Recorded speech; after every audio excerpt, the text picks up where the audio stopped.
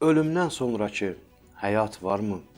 Quran-ı Kərimdə buna uyğun ayələr var ya yox? Yəni insan bu dünyadan köçüb gedəndən sonra onun üçün başqa bir aləm gözlənilir ya yox?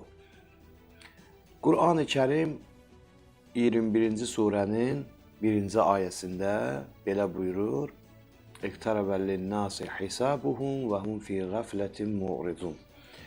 Allah Teala bu ayədə buyurur, 1-ci ayədə ki, insanların hesaba çəkildiyi gün var. Bu bir gün olacaq ki, insanlar hesaba çəkiləcək, amma insanlar bundan nədir? Üz çevirirlər, inanmırlar bunlara. Onlar bu məsələ üçün, bu məsələyə dair onlar qəflətdədir. Əlbəttə, Quran-ı Kərimdə buna uyğun ayələr çoxdur.